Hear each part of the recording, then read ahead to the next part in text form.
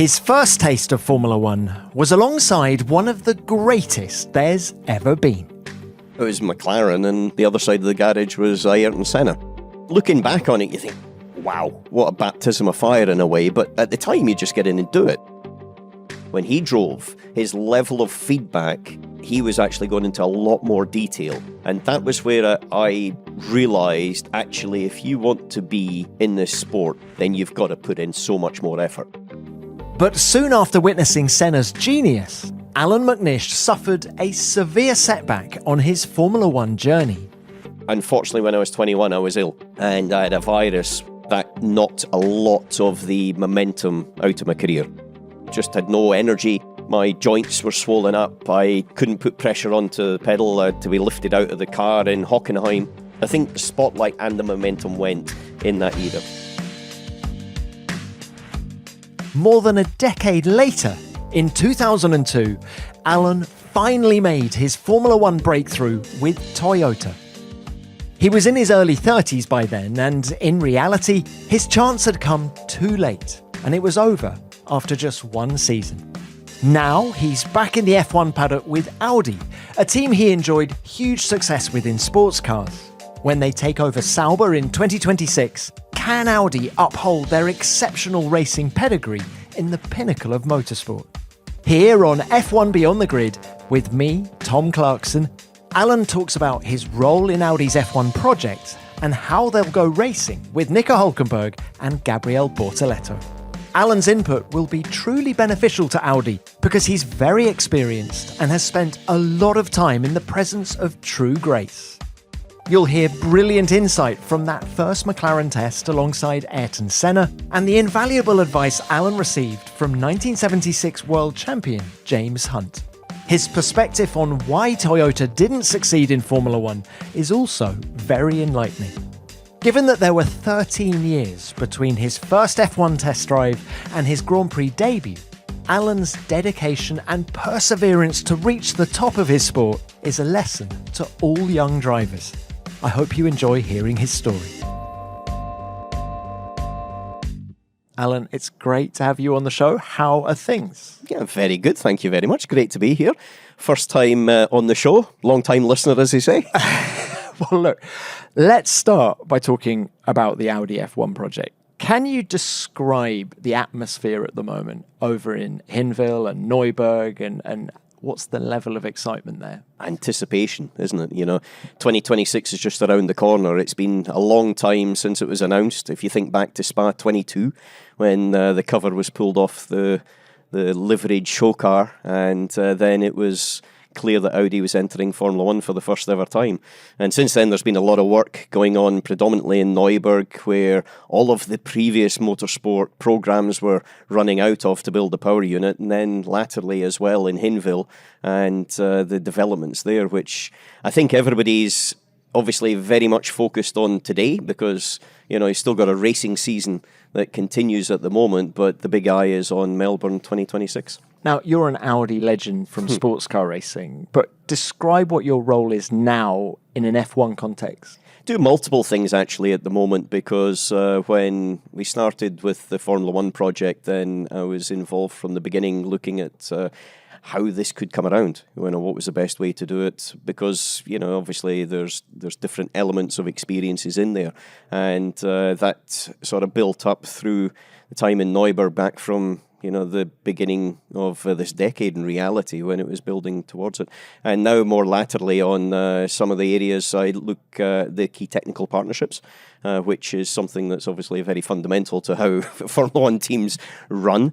And also one of the areas that I personally love is also just the interaction with drivers as well. And that's something that I think when you're a driver, you're always a driver. You never take that part of you out of it. Look, we'll come on to drivers. Can we talk about, I don't know how we describe this, the Audi way, all right? Now, you raced for them for 11 years. You had great success. But also before you, they were dominant in rallying. How would you describe the Audi way when it comes to motorsport? Why have they got such a phenomenal record? They have got a phenomenal record because every works program they've ever got involved in, back from rallying through to touring car to Le Mans, as you mentioned, which was the area where I predominantly touched into, or Formula E, or even Rallycross and Dakar. They've won.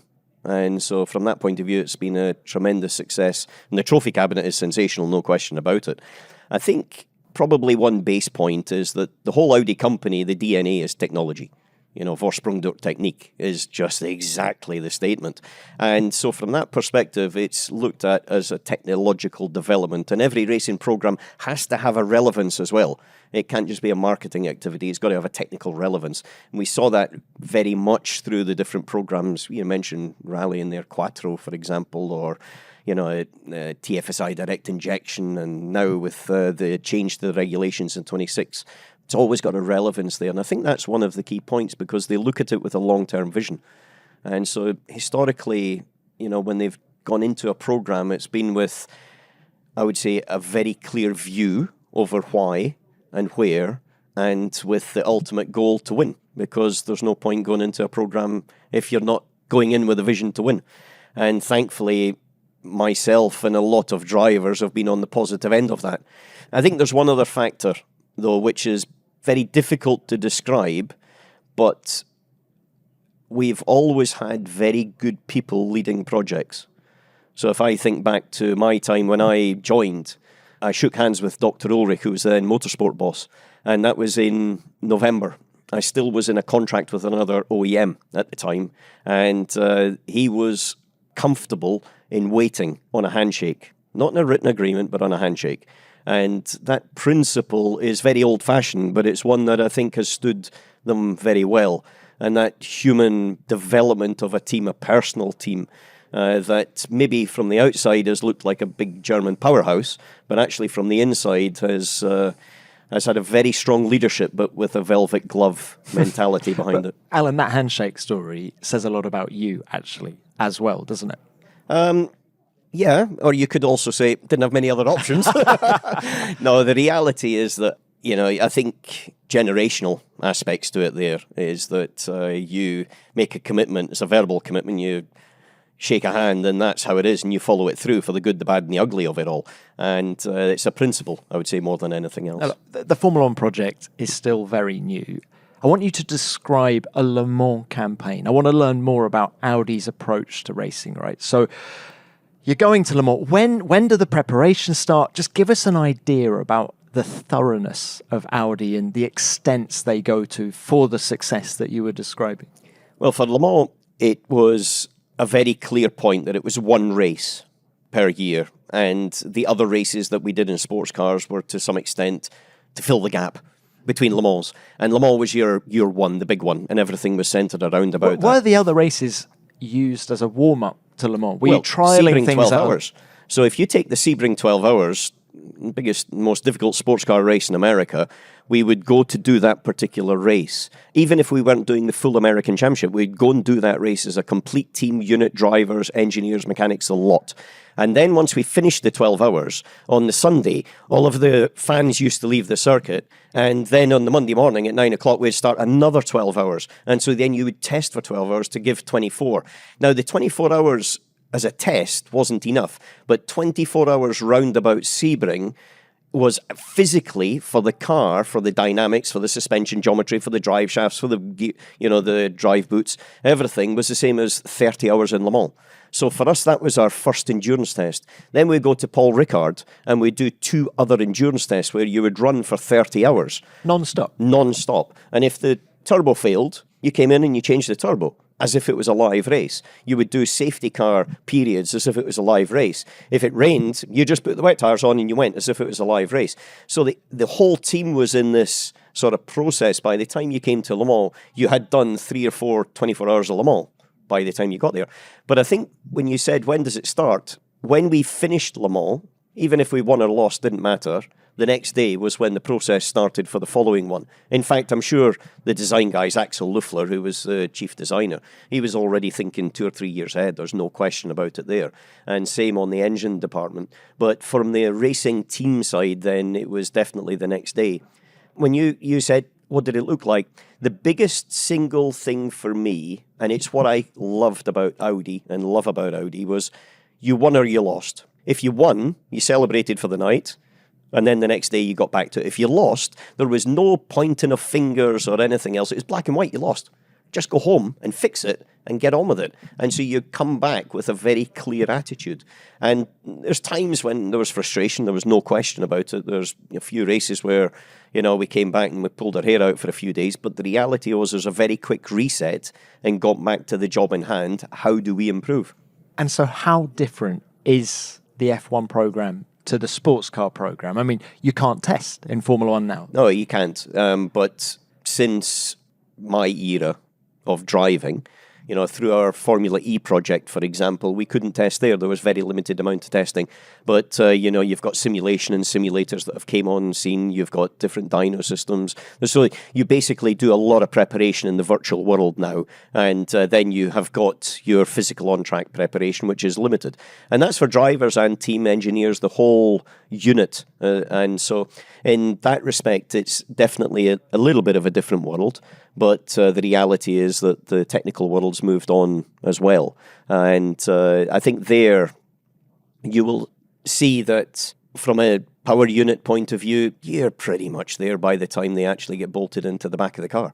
You've got all your energy management done and things like that. It's just the way we are now. Can we talk about the PU? Because you've got a going concern in Sauber, right? Mm-hmm. The chassis side is rolling from one year to the next. Of course, there's the big regulation changes. But for me, when I look at Audi, the PU is a huge project.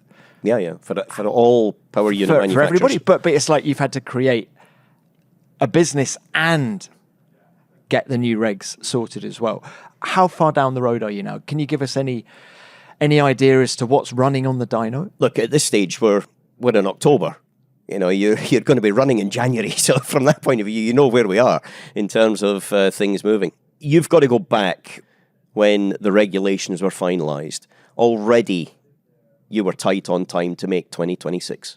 That's the realities of, all of the power unit manufacturers and the timelines that are required. It's a big change. You've got a completely different philosophy on the power unit, on the internal combustion engine, also on the electrical side of it as well. You've got the chassis regulations.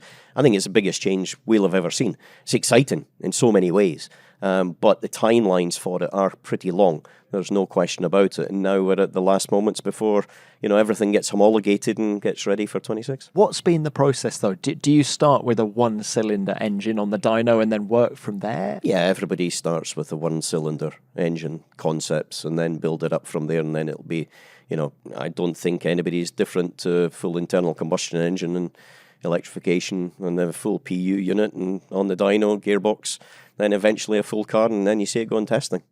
This episode is sponsored by Babbel. As we enter the final months of 2025, it's a natural moment to reflect on what we've achieved and what we'd still love to cross off the list before the year's out. For me, learning something new always feels like time well spent, and picking up a new language, that's right up there. It opens doors to travel, culture, conversation, and Babbel is a great place to start. What I really like is that Babbel's lessons are based around real-life conversations, so you're learning words and phrases you'll actually use, and not just textbook vocab you might have learned in school. It even offers tailored lessons for work scenarios, which is such a useful way to boost your confidence and your career options. The app keeps you motivated too, with progress trackers and real-time feedback that gently push you forward. It really is like having a mini language coach in your pocket. And with over a dozen languages to choose from, including French, Spanish, Italian, and German, you can find one that fits your goals. Right now, Babbel is offering our listeners up to 60% off their subscription. Go to babbel.com/grid to claim your discount. That's BABBEL.com/grid for up to 60% off. Valid for a limited time only. Babbel, language learning that works.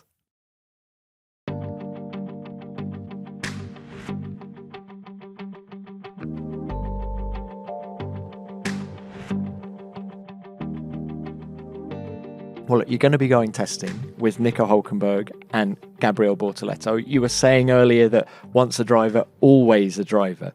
Are these two guys a perfect blend of youth and experience? So Nico, I think you saw in Silverstone exactly why you put him in a car. difficult conditions, the experience there, the skill, the balance, the mentality, everything else was just sensational. And he pulled a podium out of something that, you never thought halfway through the race was going to be a podium. And then with Gabby, it's quite clear, Formula 3 champion first year, Formula 2 champion first year. Not a bad result, is it really? And he's got a very level, calm head about him. And I think it is exactly a perfect scenario where you've got someone that has got that experience, someone that is fresh into the environment with so much potential, but also the two of them work together very well. They're not political, they're not fighting against each other. They realise that actually there is quite a long journey ahead, and they've got to work together, and the whole team aspect at both sides of the garage working together as well. And I think the drivers lead that to a great extent. Well, I'm interested that you've gone for youth and experience, whereas the other newcomers coming in next year, Cadillac, have gone for experience and experience with Bottas and Perez. Why a difference for Audi? Why is it important for you guys to have a young guy in one of the cars? I don't think it's a strategy you have to have a young guy. You've got to have the two best people that you think you can put into the car to build the team at the right time. And from my point of view, it was always clear that Bortoleto was going to have a long career in Formula 1. You don't have the results that he has had with the performance, with the level-headed way that he approached Qatar and Abu Dhabi last year as an example. That was a perfect scenario where you could sit there and say, actually, this is someone that has got brain capacity to spare. And, I think that was quite a straightforward decision, to be honest with you, personally. And then on the other side of it, Nico fitted the build for developing a team.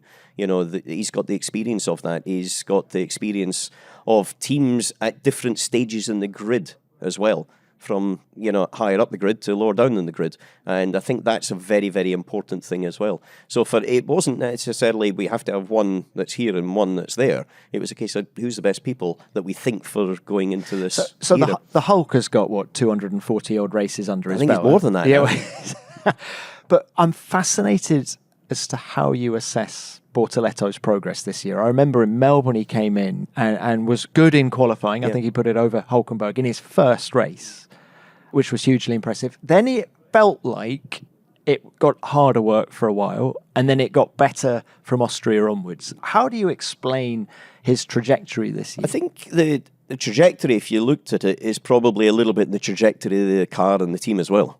I don't think it's necessarily driver related. I think the car is now developed. It's a little bit more stable. His team of engineers working together, both sides of the garage, in fact, because both drivers were fresh to the team, and you see that whole team building up, understanding what's making the car click, where it needs to work on its weaker areas, where its strengths are, and it's quite clear that Gabriel's, I think, understood how to get to the point by the time he goes into quali to deliver a strong and consistent lap. Is quali where you've seen him make the biggest gains? I think it's easier to look in quali than it is in the race, because the race is also masked by a few other things.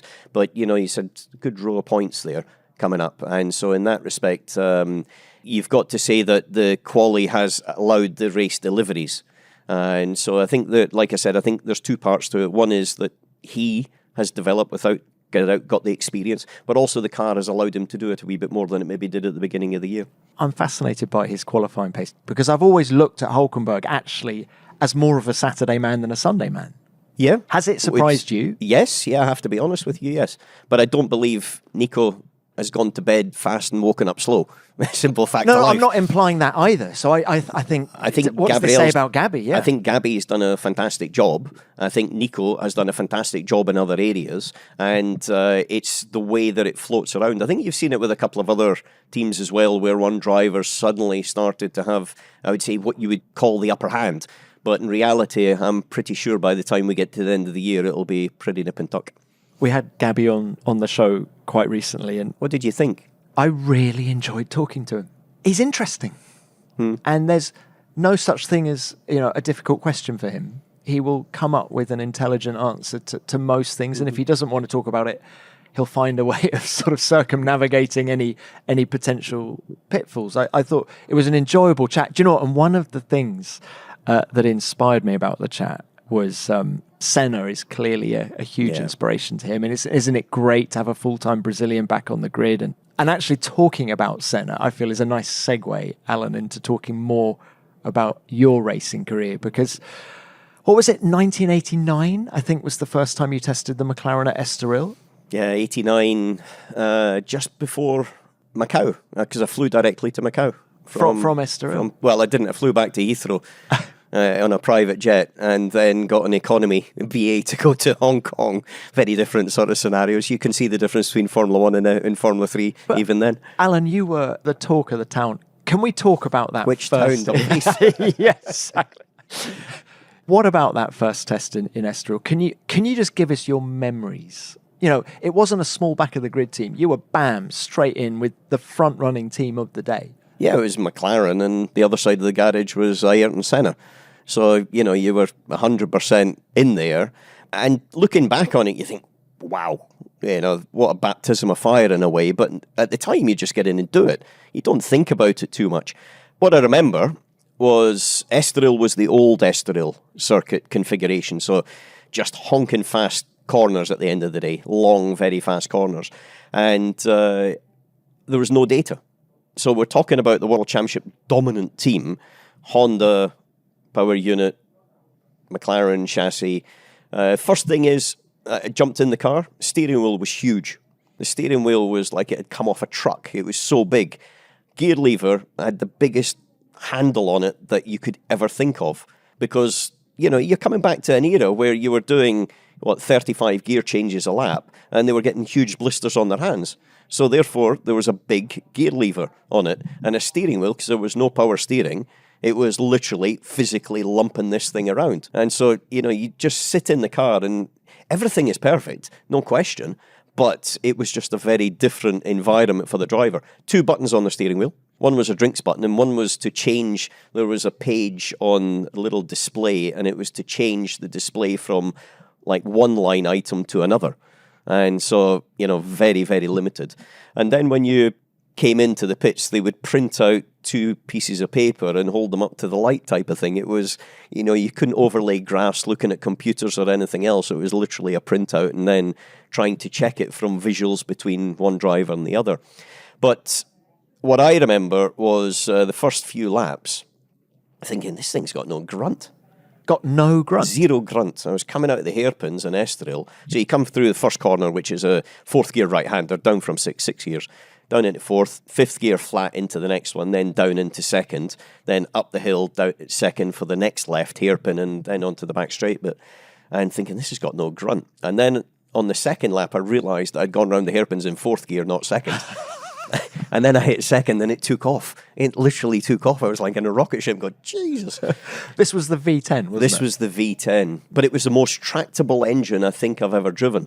So Can you just describe what you mean by that? Well, I could drive through in 2nd gear and it would scream its head off, or I could drive through in 4th and it would still have the torque to pull you out of the corner. So you could, and this was one of, again, thinking back, you've got a manual gear shift here.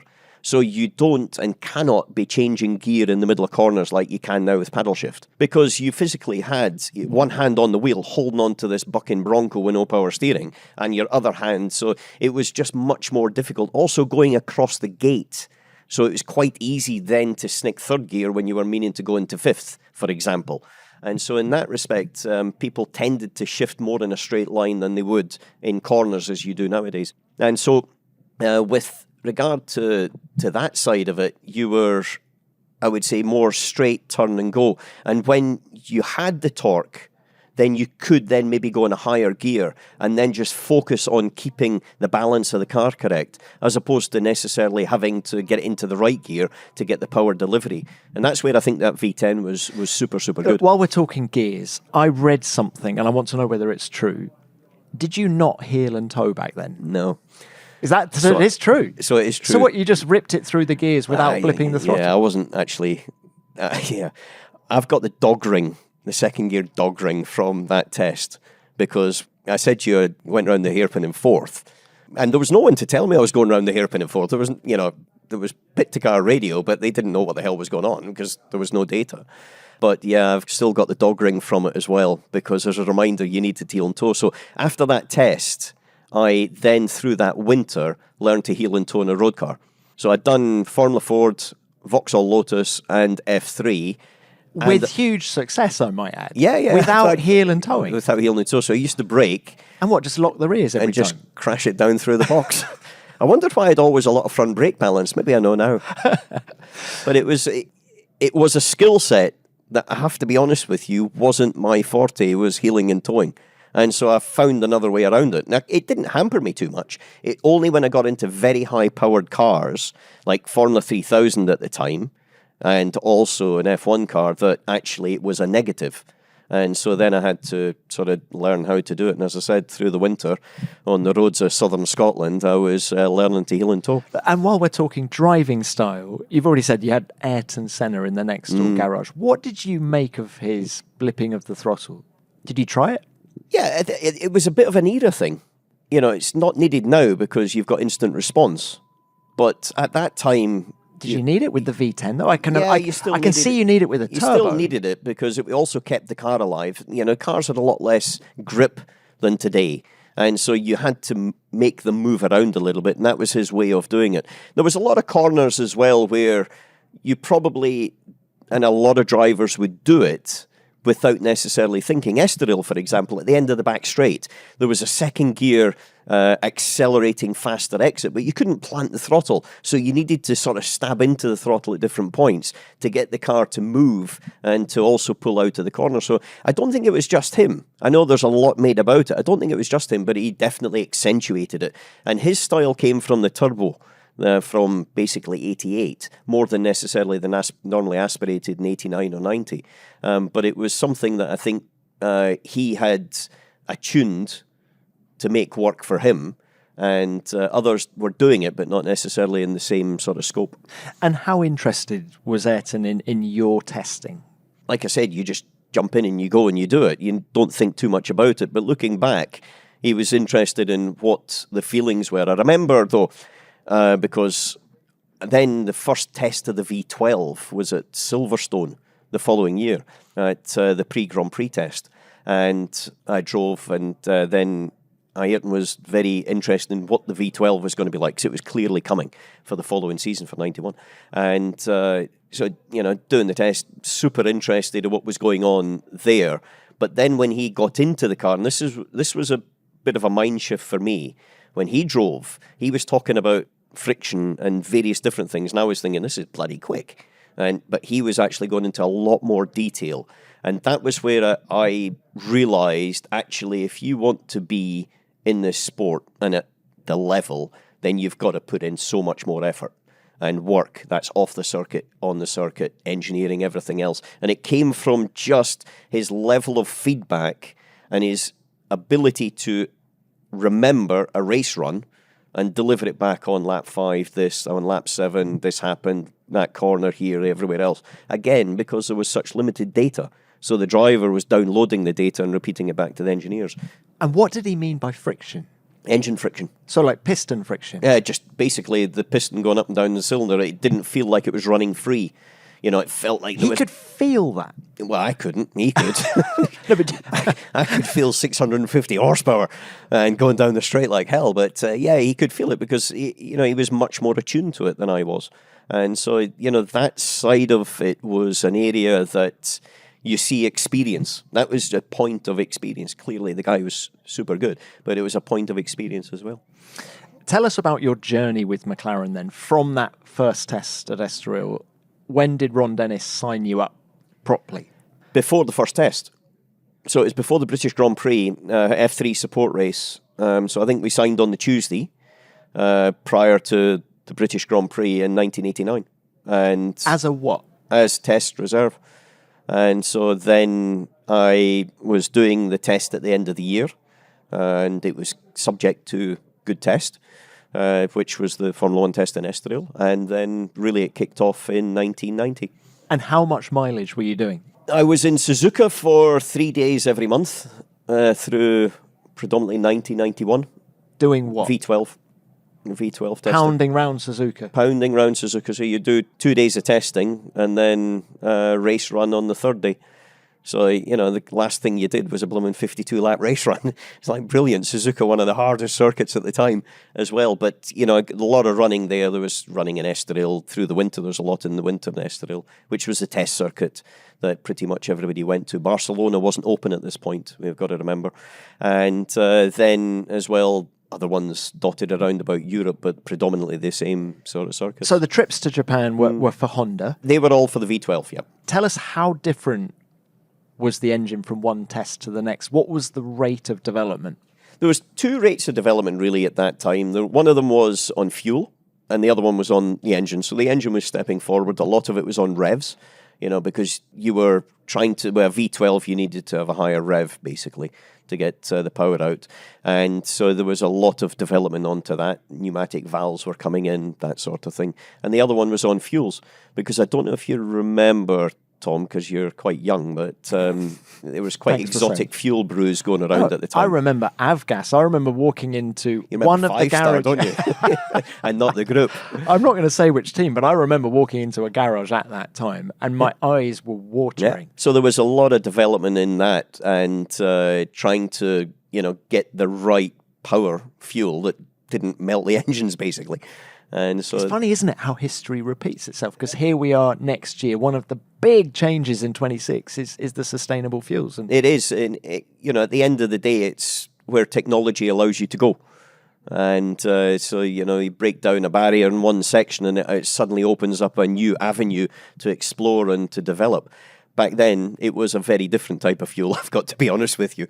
But I think we all remember those days. So you're doing a lot of mileage, but a lot of it is in Japan, out of the limelight. Yeah, so predominantly... So in a funny kind of way, did it stall your career being McLaren's test driver? No, I would say not. It was not in the limelight, but there was no test drivers in the limelight because there was not really very many test drivers because race drivers did all the testing.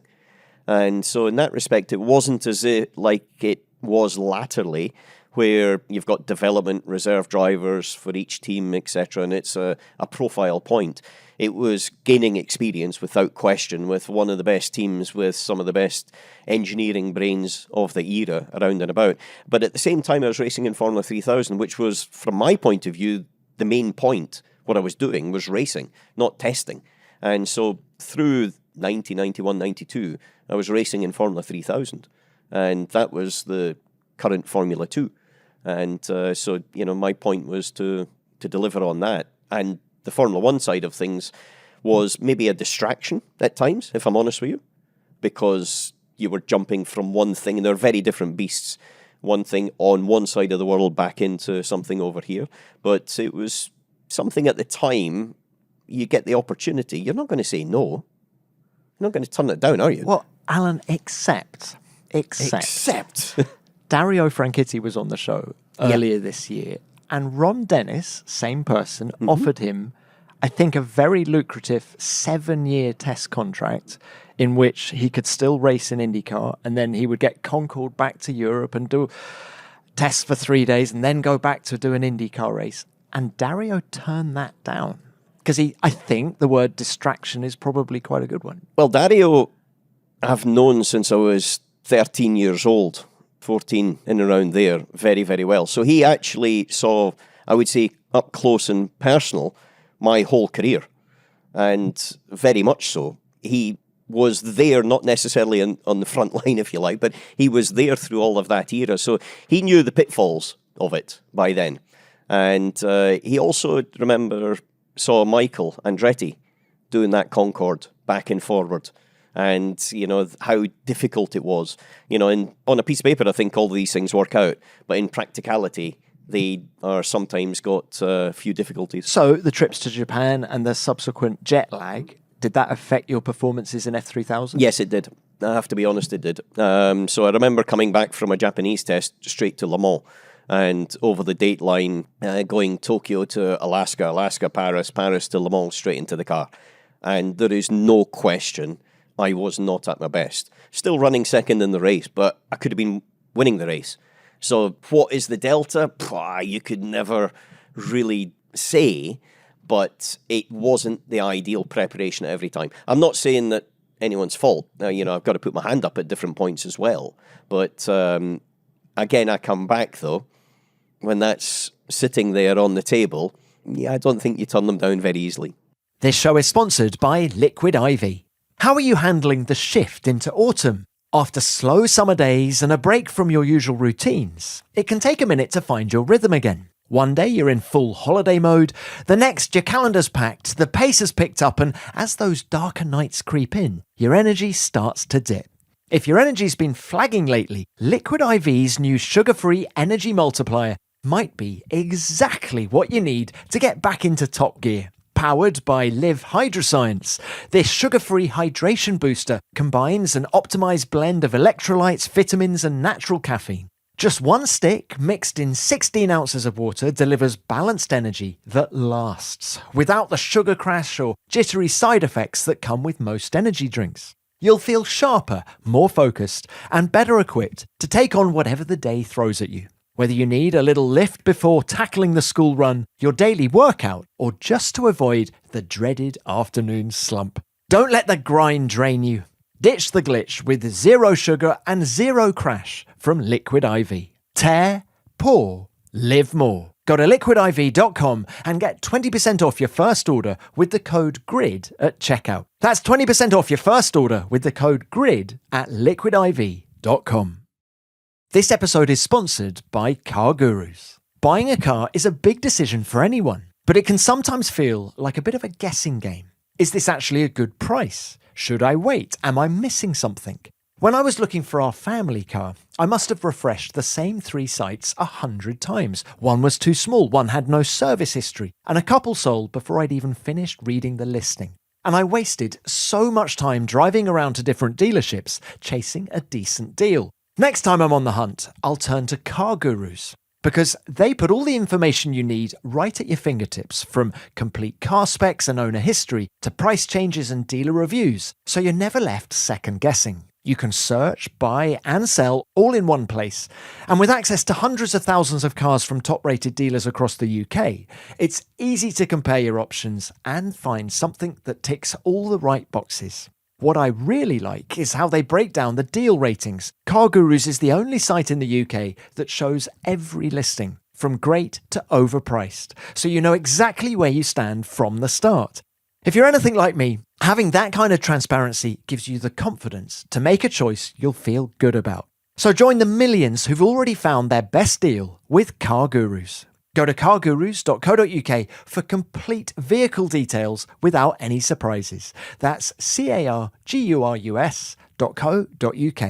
cargurus.co.uk. Car Gurus. Search, buy, sell, sorted.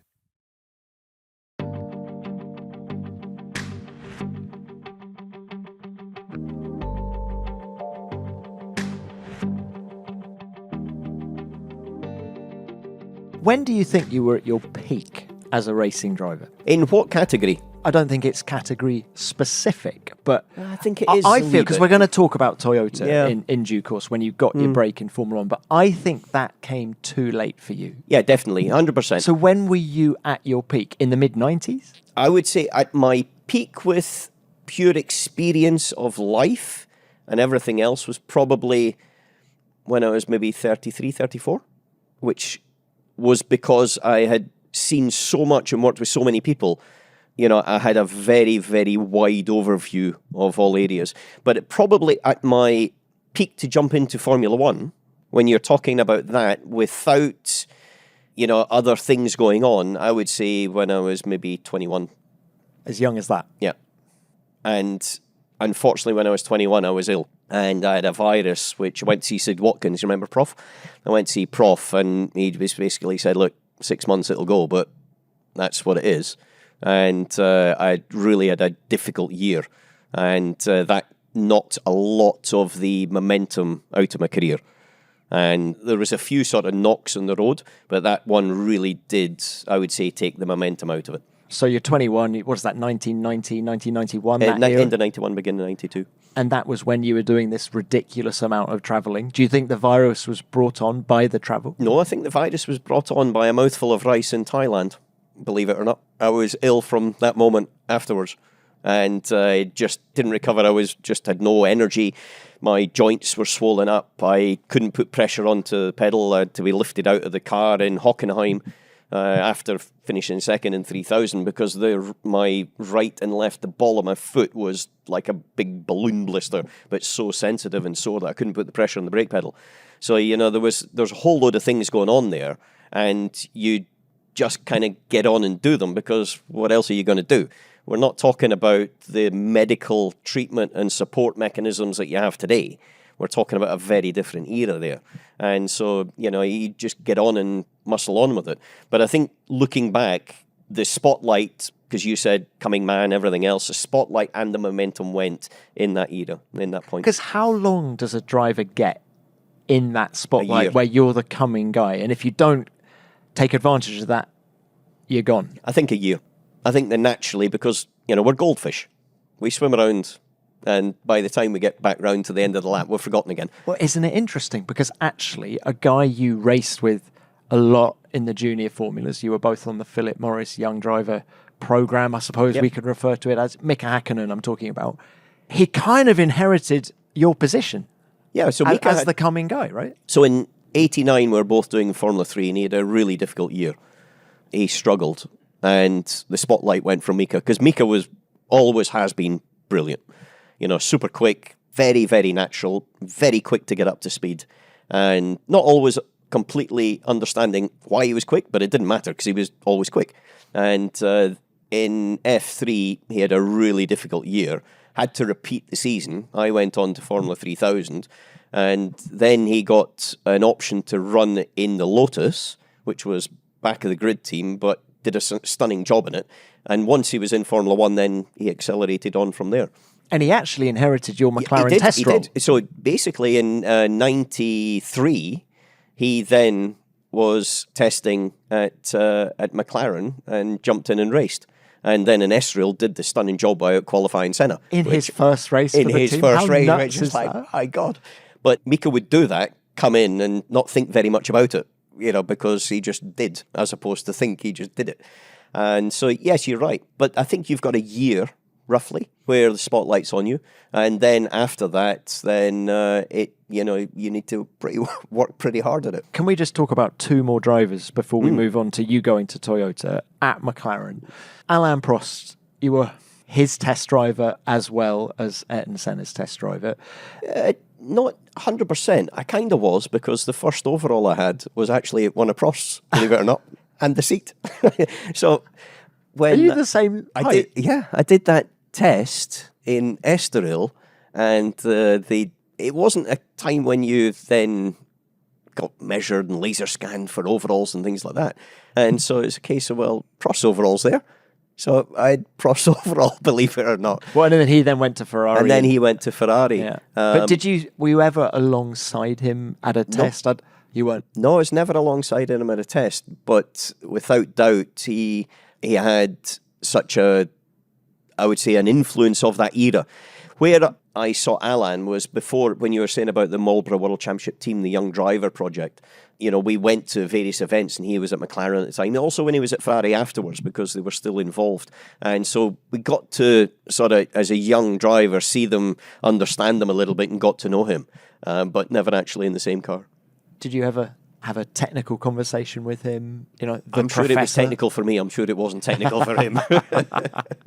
Well, what about Gerhard Berger then? Because you really were working with Gerhard. With Gerhard, yes.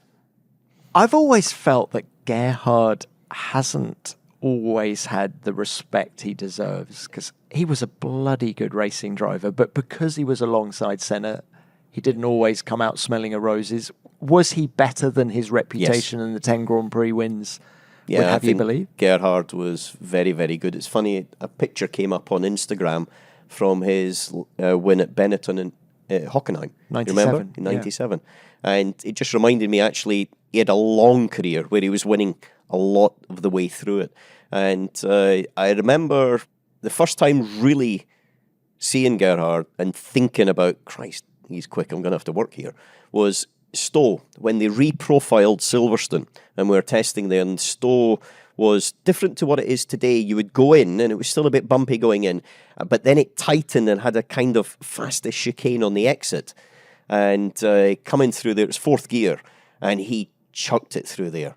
Really was quick in that high-speed stuff. And that was one where I thought, ooh, you know, he's got something about him. Brave as a lion. Yeah, he definitely stuck it in. And Gerhard, I think, was in the right car, but unfortunately with a teammate that was pretty exceptional. But I remember, a bit like Hakkinen coming in and showing Senna the way at Estoril in 93. I remember Berger out-qualifying Senna in Phoenix that first year in 90. And as he said to me once, he said, I never saw him again, but I did out-qualify him the first time. Yeah, but where Gerhard, you know, you look at Gerhard's career, and it's not all about 10 Grand Prix wins. If you think about it, he was very clever in the way that he structured his career. He's very clever in the way that he's done his post-racing career as well, as in driving career. And I think there was a lot of things going on there, and he was quite strategic in the way that he planned things. Maybe not necessarily always with the sort of thought process at the time of X, Y, Z, these steps, but actually looking back, it was a very strategic career. He was a party boy, though. I think that doesn't help his reputation either. Yeah, I don't know. In the era, I think it probably, with some teams, probably did. Remember, we're talking, James Hunt was still commentating there. You talk about the ultimate party boy. Lord Hesketh was the chairman of the BRDC or the president of the BRDC. So there was a few party boys in the paddock. Actually, Alan, you mentioned James Hunt. He was part of the Marlboro World Championship team selection process, wasn't he? Oh, so he was also advisor. James was there through the majority of my... you? Yeah, and a lot of times I had lovely conversations with James at his house or circuits and things, but the one that stands out was we were going to Nürburgring, and I phoned him up and said, James, going to Nürburgring. And it was when the new circuit had just been done. He went, yes, McHaggis. He always called me McHaggis. Not sure if he remembered my real name, but he called me McHaggis. And he said, McHaggis, he says, yeah, rubbish. It's a rubbish circuit. The old track, and he gave me chapter and verse. I said, yeah, but James, I'm racing on the new one. And he went, yeah, but it's complete rubbish. And he just kept telling me about the old circuit. It was fantastic. But there was a few things I used to, when I was younger, one thing I would lead a race, and I would go off into the lead. And then I would make a little mistake, a stupid little mistake, because I would look at the pit board and see plus 3 seconds or whatever, 10 laps to go, and outbrake myself and lose a second or whatever it was. And I said this to him. He said, well, why did you look at the pit board? Just stop looking at the pit board. Which was so obvious, but I hadn't ever thought of it, because what do you do every lap when the pit board's there? You look at it. That then started making me think, how does my brain work? And how can I then make sure that I don't make stupid mistakes like that by just creating the atmosphere where I lose concentration? And so James, was there for a lot of my junior career, and there was a few nuggets, absolute beautiful nuggets that he delivered that I used all the way through my career. As now, never looked at pit boards very often after that. Well, isn't it? And we've got 50 years of his World Championship coming up next season. Let's bring it on to Toyota now. You get your big break in 2002, but the Formula One bit of your Toyota relationship starts a year earlier. Yep. A huge testing program. How different was the testing work with Toyota to what you'd been doing with McLaren? The actual Toyota started before that, a year before. So I was racing with Porsche at Le Mans, and we won Le Mans in 98. And Porsche then at the end of the year announced that they were pulling out of the project. And so I was sitting there thinking, ooh, what am I going to do now? And I had a meeting at Toyota with Ove Anderson at the time, and Ove said, yep, we want to put you in the car. You'll be with Thierry Boutsen and Ralph Kelleners, and Thierry will qualify. He will start the race. You will be second. Ralph will be there. And that was it. It was like super clear from the December, the year before, how the race was going to progress. And the Toyota was quick that year because we were battling out in 98 between Porsche and Toyota for winning the 24 hours. And so I thought, yeah, pretty good place to go. But at that time, I didn't even know they were looking at Formula One. And so at the end of it, 1 week after the race, my contract with Toyota finished. I continued with Porsche developing a car for the 2000 season, which ultimately was a stillborn car. They had tested it once and never raced. And at the end of the year, it was in 2000, January 2000, Ovi phoned up and said, "Are you interested in Formula One?" And so I flew to Cologne, sat down with him, and he explained about the Formula One project and how they wanted to do some testing, preliminary testing in 2000 at the end of the year with the GT1, which was the sports car, hydraulics and things like that, just a couple of tests, and then a full testing program with a complete F1 mule car in 2001 and racing in 2002. And I sort of sat there and thought, biggest car manufacturer in the world, they're clearly going to attack it, and they definitely had the money to do it.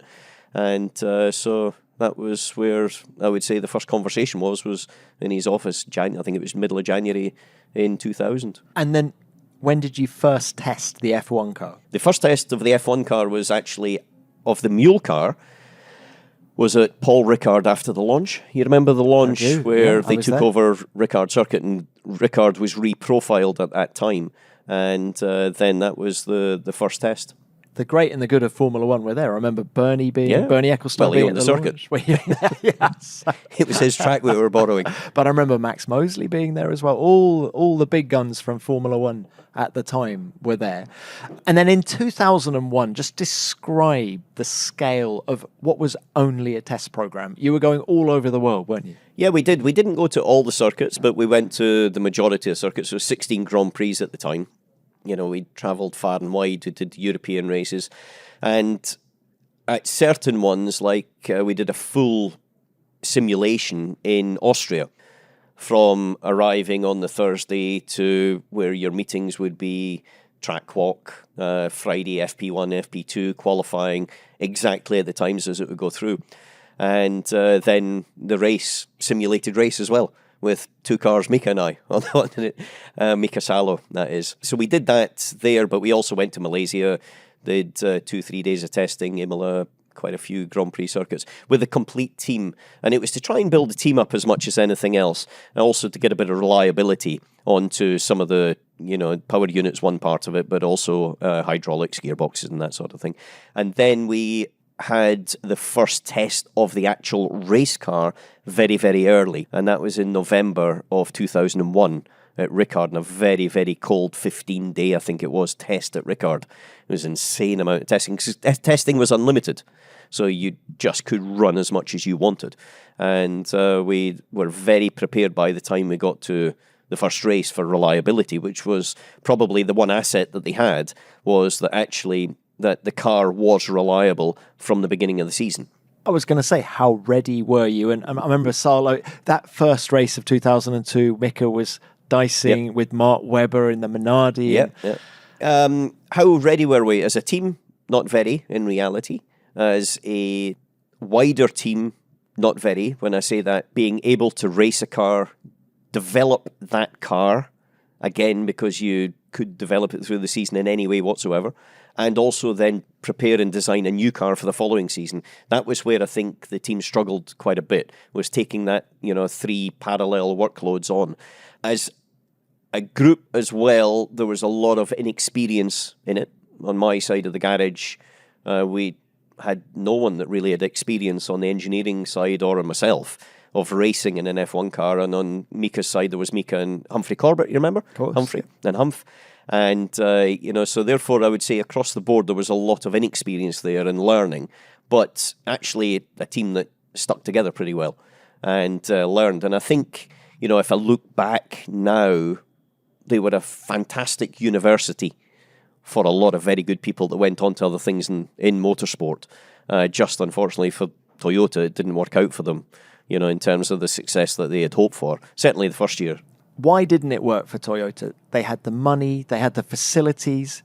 The wind tunnel that they built in Cologne is the one being used by the Cadillac Formula One team now. It felt like they had everything. There's a big difference between having everything and having a team. It's not an easy world, this, is it? We've seen a lot of teams come and go that haven't quite had the success, but Toyota, probably in terms of investment, well, it was the one thing that they missed off their trophy cabinet, and a very tough one, but they threw everything at it, and probably pulled out due to the global financial crisis, we have to remember, when I think a lot of manufacturers had to stop their racing programs, but probably stopped a little bit too early. Kamui Kobayashi came on the show a couple of years back, and he said that car at the end of '08 was actually a decent one, and the car they had in the wind tunnel for '09, of course, was going to be mega. But of course, we never... Yeah, was it going to beat the Brawn? You never know. But coming back, I think one thing was that, you need to have a racing team mentality. And that was part of the growing process, I think, of the team, was that it was very structured. And maybe Ove had that racing team mentality, but when he stepped aside, slowed down, retired, then it became quite formal, I think, there, which then lost a little bit of that sort of drive that it had. I think it came back a little bit later on in the process, but certainly in the first 2 or 3 years, 2002, 3, 4, it didn't have that. How do you reflect on your season, 2002? Frustrated. Yeah, I can imagine. Frustrated, in terms of that. I look at it, the first race, Ralph had the big flying incident at the first corner in Melbourne, so 7 or 8 cars out. I was in the middle of that, running 6th, and there was points only to 6th. In Malaysia, came in, and there was a mess up at the pit stop. They took my old tyres off and put them back on again. And so did the last stint with already 20-lap tyres around Malaysia. But you still finished 7th, right? Yeah. Which with today's scoring system, you would have actually had 4 points finishes that year with today's scoring system. Yeah, so, in that respect, I think the biggest frustration for me was probably Monza, where we were running 6th or 7th at the time, and the front suspension failed because of an engineering issue. And I was sitting right behind Eddie Irvine in the Jag, actually, and Eddie went on to finish 3rd. I'm not saying I'd have finished 4th, but that one was probably the most frustrating because I knew by then that was our last real chance of points before the end of the season. And that one bit a little bit, if I'm very honest with you, because we're running really well round there. The car was a tricky car. It didn't really develop through the course of the season as everybody else did, which was part of what I said to you, that one of the hurdles they found difficult was actually developing the current car whilst racing it, whilst developing the 2003 car as well. And, that triple line of work was an area that, on the race team side of things, was a bit frustrating as well. But again, I come back, I learned a hell of a lot. Really did. When I came out of it, I was a much better driver, much stronger in mentally, because, you get beaten around a little bit there, honestly. And also in terms of understanding what you needed to do, what I needed to do, how I needed to control my environment more. And then in everything I did from there, I used all of the experience of that in and out of the car, without question. And so I think as much as it was a rough ride at times, it was actually a very important ride for my career in other ways. Do you think you and Mika were made scapegoats for what was a disappointing season? Because Toyota took the unusual step of replacing both of you at the end of the year. Yeah, they did. Scapegoats, it's their prerogative. Teams, they hire who they want to hire. That's the reality. I don't, think of it in that way. I put it a different way. I think with what we had, we did a pretty reasonable job. Yeah, I'm sure there's areas where we could have done better, but the circumstances, everything else, I think we did a pretty reasonable job. And at the end, they wanted to have a change, and they had a change. They had a change of a lot of personnel through the course of it as well. This episode is sponsored by Vanta. Anyone in the world of business will know that the bigger your business gets, the messier security and compliance can become. And when customers are trusting you with their data, we'll deal with it later doesn't really cut it. That's where Vanta can help. Vanta helps businesses get compliant fast and stay that way by automating all the tricky, time-consuming bits and keeping everything up to date with continuous monitoring. It works quietly in the background so you can focus on running your company while it handles compliance for frameworks like SOC 2, ISO 27001 to HIPAA and more. I like how it brings everything into one place, your risk assessments, your controls, even your audit process, so you're not scrabbling when questions come up. And whether you're a growing startup like Cursor or a big player like Snowflake, Vanta scales with you and makes sure trust is something you show, not just say. Get started at vanta.com/grid. That's VANTA.com/grid.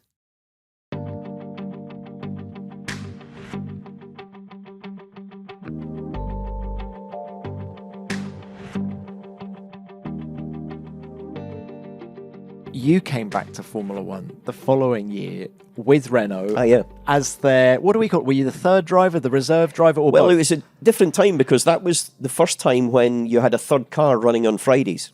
So it was like a Friday World Championship. I remember seeing you and Anthony Davidson, Alex Wirtz, it was brilliant. It made Fridays more interesting. I'll definitely tell you that. It was. That was actually a very critical point in my career because the first test I did in the Renault was in Barcelona. And my first flying lap in a new car, new team, was quicker than my qualifying lap in the Toyota the year before. So I had 60 kilos of fuel, out the pits, first flying lap, quicker than zero fuel qualifying laps the year before, which showed me the difference between a team that was fighting at the front and a team that was fighting, if you like. And it just reminded me, why are you here? What is the principle that you are racing? Are you racing to be competitive, to be successful and win? Or are you just racing to be in the game? And for me, it was a very clear point that if you're going to be in it, you've got to be in it with the right people and the right group to actually be successful. Otherwise, you're going to be frustrated. And that was a very personal thing. So I ran every Friday, and also there was a limit of 20 test days as well. So we'd go testing. I did all the 20 test days. Fernando and Jarno Trulli and Fernando Alonso were the two race drivers, and I was a reserve driver, and that was the job. So it was quite interesting because I did all the tyre development, and then on the Friday at lunchtime or Friday afternoon, sit down with Pat Simmons and then decide which tyre we would then use for the Saturday and the Sunday, because you then had options, and it was a tyre war bridge to Michelin, so you had options of going for different specs even on the Friday for use on the Saturday. And so all of this, it was brilliant time, I've got to be honest with you. And you felt properly involved in the race weekend? Completely involved in the race weekend from start to finish in a way that I think would be very difficult now, because you were actively involved on the Friday. You were there live making strategic decisions on some changes and developments that, had a direct impact on the Saturday morning. So you were working with a very young Fernando Alonso, and it was 2003 that he won his first race. Budapest. In Budapest, exactly. Same breath as Senna? How good is Fernando? Fernando is pretty sensational. And the thing that impressed me about Fernando was he was sitting in the Formula One car. He was in the race seat, but he was as interested what I was talking about from the Friday morning than if it had been him driving it. So he was absorbing every bit of information from everybody. It didn't matter who they were. And it was without doubt he was going to win that race in Budapest. It was pretty clear. The fuel load he had on, everything else, I don't think there was any question of anyone coming close to him that particular day. And ultimately he won his first race, and it wasn't to be his last. And if there's one quality that stood out and probably still stands out today about Fernando Alonso, what would that be? For me, it's his ability just to drive a result out of something. He had a very different driving technique. We talked about Senna and pumping the throttle. Fernando as well, because it was groove tyres at that time. And you had to try to balance the slip angle of the front tyre on the edge of where the grip was, and he would just shoot straight over the top of it. He would turn in as if he was turning 20% more lock than anyone else and go over the edge of the tyre, but he had a way of understanding what the tyre was delivering back to him and to keep the grip. And he could just metronomically keep pushing at such a high level for such a long period of time. And that ability, I think, was one, and still is, one of his strengths. Didn't he just have endless understeer? No, I did when I tried it, but he didn't. He was able to make that style work for him. Other people tried it, didn't quite work out for them, but he was able to do it. He just overslipped the front quite a lot. It worked very much. It was maybe a Michelin thing as well. If he had put on a Bridgestone, maybe it didn't work with that, but certainly with the Michelins, he could get that dynamic to work. And for you, the Renault third driver was just that one season. Was there talk of doing more with them? Yeah, there was, but I didn't race that year, and I wanted to get back to racing. I said to you there, it reminded me, why are you in the sport? Are you in it just to be in it, or are you in it to do something? And I wanted to get back to racing. And there was an opportunity of maybe something in F1, but it was not really going to happen, in all honesty. And Dr. Ulrich, the handshake, we always kept in touch. And he said, look, we've got this project coming along, which was going to originally start in 2005. It was pushed to 2006. We'd like you to be involved. And then I went back to Ingolstadt and my term at Audi. So this is actually... We've gone full circle. Yeah, it's gone full circle, but it's 25 years since I first agreed to drive for Audi. I'm back in, for the 2000 season. We're now in 2025. And so it's full circle. Yeah. Allan, why were you such a brilliant sports car driver? Don't be modest. I think I was very lucky in my junior career. I worked with a lot of very good people.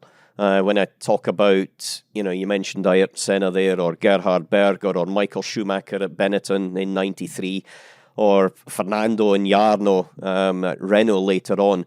But as well, a Ross Brawn or a Pat Simmons and people like that, you drain a lot of experience out of them.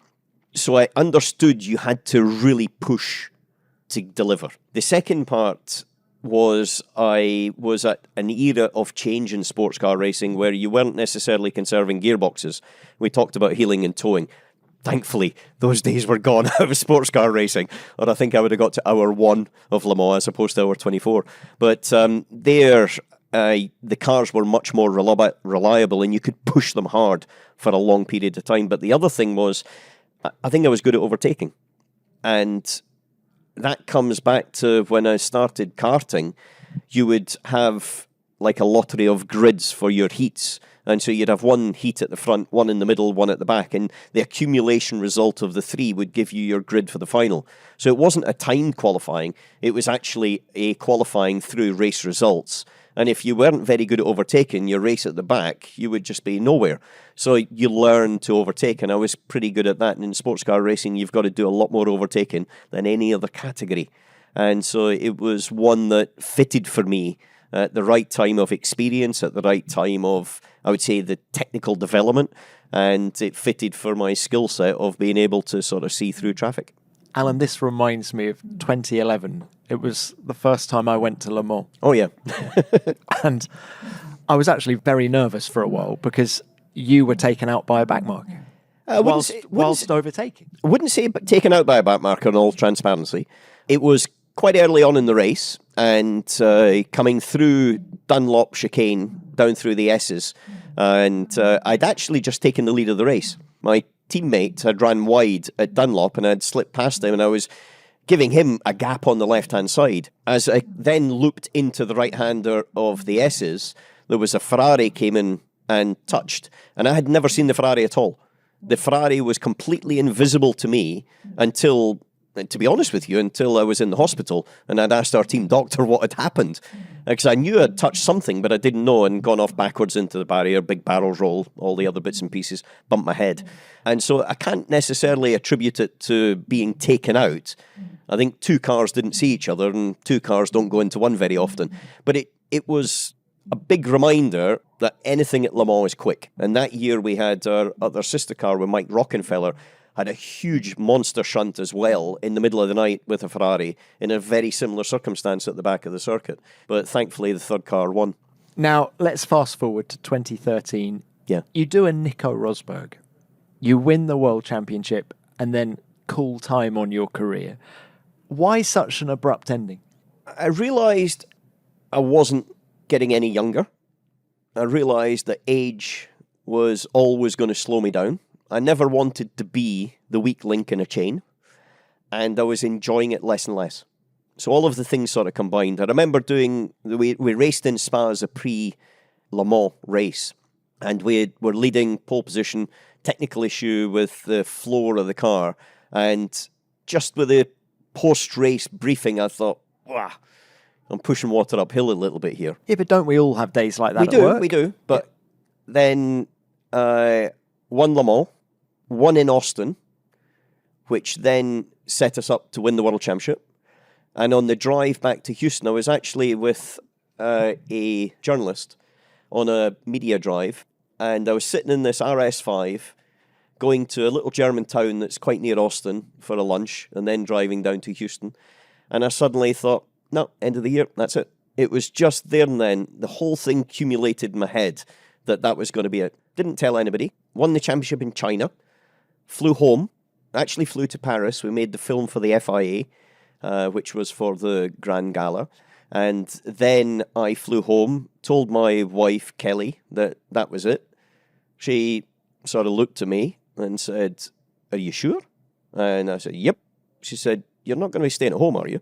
That was her first comment, which was a bit worrying. I then went to Ingolstadt, spoke to Dr. Ulrich and Dieter Gass, who were running the projects at the time. And Dr. Ulrich, in his way, because I'd obviously known him for a long time, put his hand on my shoulder and said, "Are you sure?" I said, "I'm sure." He said, "Come back in 2 weeks and tell me if you're sure." Went home, came back in 2 weeks, said, "No, I'm sure, that's it." And so then we had the end of Gala Awards, announced it there, and that was it, done. Sat in a racing car once since then. Can I just break this decision down? Mm-hmm. Your results in 2013 would suggest that you hadn't slowed down. You said you didn't want to be the dead weight in the car and things. There was no evidence that was the case. No. I'd put so much energy into that year that I think as well, you've got to remember, I'd raced for 32 years. I'd been effectively my life 365 since I was 17. I was 43. My tank had run down a little bit. I could see the reserve light coming on in my energy levels. I was never going to get any quicker. I was only going to get slower. I was only going to then have to work harder and harder to achieve the same. And it was never going to achieve a new goal, because that year we won the World Championship, we won Le Mans, and also the other thing is winning the World Championship was a very personal thing, because I lost that in 1985 at Le Mans, as it turned out, in the karting World Championship to Andrea Gilardi. Second was Michael Schumacher, and I should have won that day. And I was so bitterly disappointed with that I didn't make the jump into the first corner and lead into the first corner. I was pushed into third at the first corner. That it took, when we won the championship, then that was the final tick in the box. And I think for me personally, then that just was the sort of full circle part of it as well. And you said that you weren't enjoying it as much. Yep. What bit of being a racing driver did you enjoy the most? I really enjoyed qualifying at the end, because that was your ultimate, just lifting the car up and getting maximum out of it. And the other thing that I very much enjoyed was, you hear that podium ceremony maybe in the background, you hear the podium music, they're practicing here, was hearing that. And it was all about winning. So it wasn't about the competition. I lost the enjoyment for all of the testing. I lost the enjoyment for all of the work behind the scenes, the pushing to the absolute limits of all of those areas. I lost the enjoyment of everything apart from that qualifying lap and standing on that podium. And everything in between was a means to get to those points. And that's where my energy level had just dropped out. And I needed a refresh. And I wasn't going to get it by doing the same thing again. And so I needed a next challenge. And you always do that. So it was a change of the chapter of the book. And how do you enjoy being a member of the Audi Formula One team, but not as a driver? Loving it. Absolutely love it. Because as a driver, you see such a narrow view of the sport. You see such a narrow view of a team. You don't see the full structure behind it. You don't see the effort that everybody else puts into it. You don't understand the intricacies of it, because you don't. Can I interrupt you there? Yeah. Do you not think the good ones do see that? Not to the extent. I don't think to the extent. Michael Schumacher famously knew everyone's name. Yep, but I don't know if he understood what everybody did to ensure that everything was there ready for him to deliver. And it's the depth of work behind it. And it's amazing to just see the different departments all coming together, and how this machine, to end up with two cars to race on a Sunday afternoon, everything has to be perfect from start to finish. The lead times, the process, all of the people pulling together at the right time. And then to be successful at it is another step again. And that really fascinates me. I really enjoy that aspect of it. And I think as a driver as well, you do learn all of these skill sets, but in different areas. And then you can see how they're put into practice. And for me, it's fantastic. Well, Allan, it's brilliant to still have you around. Thank you for a wonderful, wonderful chat. I've really enjoyed it. Final one, and this is a question I'm asking everyone on the pod this year. Formula One is 75 years old this year. Can you just give us a favourite moment in the 75-year history of the sport? It doesn't have to be your career. It could be anything at all. I think there's a few. I remember standing at Stranraer Kart Circuit when Niki Lauda won in Estoril, the World Championship, and hearing it on the radio in the front of our van, because you would have, it was like the pre-generation of 5 Live Sport, and hearing that, and that was the first time I really sort of picked onto it. I remember my dad winning a competition to go to the Monaco Grand Prix when Derek Daly did his flying incident at the first corner, and I was actually sitting at the swimming pool complex, and it was raining and drizzling in there, and I just remember the excitement, noise, and everything else, never believing that I was ever coming back. Also, British Grand Prix, 86, standing at Silverstone on the banking, but probably personally, there was first laps in the McLaren in Estoril in 1989.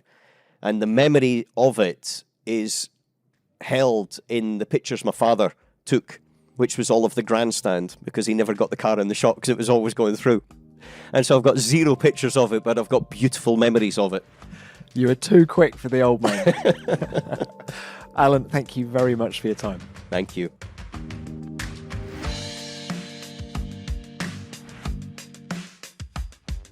Too quick for the old man, and too quick for many of his rivals in his heyday, because Allan was a wonderfully fast racing driver, and it seems unfair that he didn't have a long and illustrious career in Formula One. Thanks for your time, Allan, and good luck with all things Audi in the coming years. There are exciting times ahead.